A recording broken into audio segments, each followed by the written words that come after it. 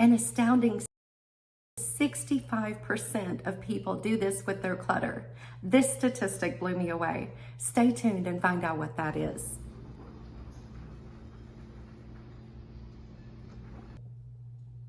Hello, this is Dee from dmiddleton.com, and welcome back to my channel. On this channel, we talk about cleaning, decluttering, and organizing. And today we're going to talk about a topic: why no one wants your memories.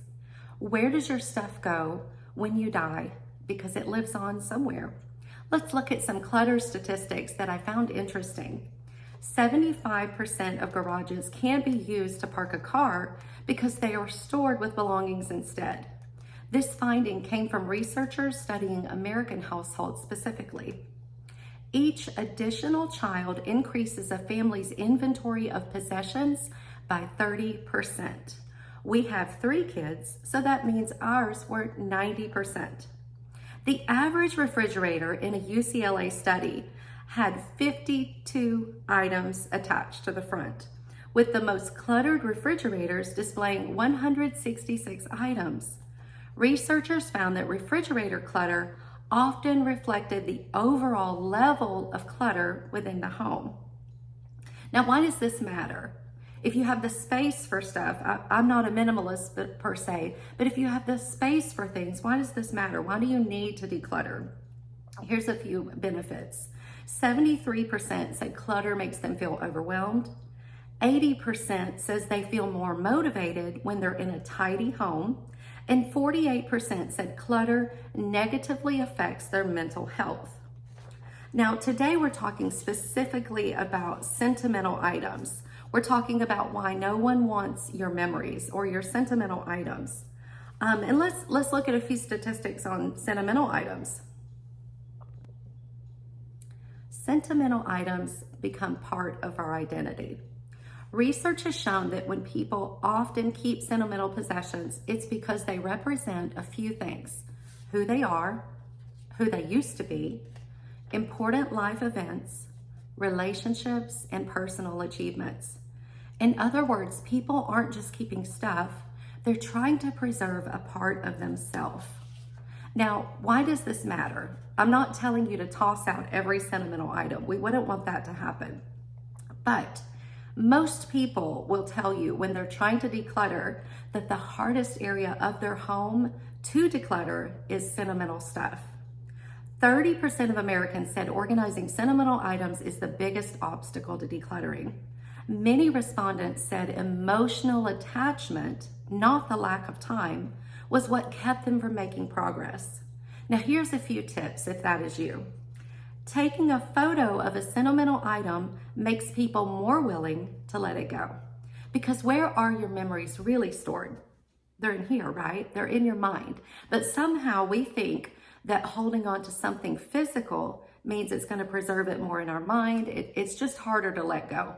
And I'm not telling you to toss out all your family photos. That's the one thing that I would want if we had a natural disaster and lost everything. I would be the most remorseful about losing family photos or those sentimental items that you cannot replace, right? So, but what can you do when you're decluttering for someone else, when you're decluttering someone else's memories? Taking a photo of a sentimental item makes people more willing to let go.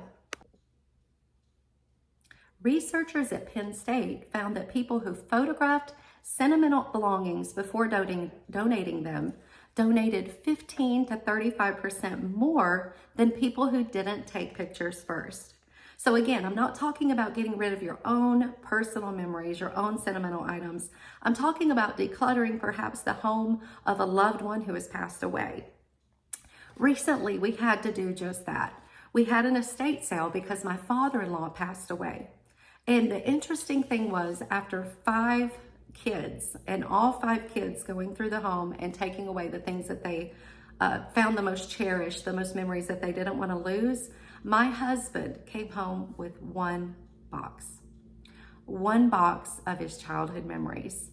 He came home with his dad's Bible also, but mostly was that one box. And he came home and his reaction was funny. He sat it in the living room and he said, "I'm so excited, let's go through this." And I said, "Okay, I'm excited for you." So again, he opens this box.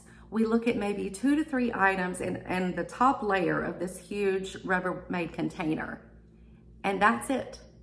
We never addressed it again. The lid is on it and back to the garage it went. Speaking of garages, according to homeowner surveys, the hardest places to keep organized are the garage by a whopping 46%, closets made 24%, and drawers made 20%. The items taking up the most storage space include home and holiday decor, 41%, old documents, 34%, and clothing and shoes. Imagine if we were able to declutter even half of that, how much storage space we would have and how much it would impact us emotionally. Remember, these statistics are very revealing. Possession clutter has a significant effect on psychological well-being. While emotional attachment to possessions can increase feelings of home, excessive clutter has the opposite effect and reduces overall life satisfaction. Most people don't have struggles with ordinary clutter. They struggle with emotional clutter. Remember that statistic I mentioned at the beginning of the video? The shocking 65%? 65% of US adults still keep at least one item from a past relationship. The most common keepsakes are love letters, make up 50%, printed photographs make up 46%, and jewelry makes up 43%. Interestingly, 54% said they actually want to get rid of these items, but haven't yet. I found that very interesting and a little disappointing, to be honest. So if this is you, if you're holding on to things today and you're holding on to some sentimental items, I would encourage you to take a look at that, especially if they are not your memories. If you are having to declutter another person's home, specifically an aging relative or someone who is deceased now, and you're stuck with loads and loads and hordes of clutter, I want you to consider what is most meaningful to you. For my husband, it was that one box that contained all the photographs and his childhood memories.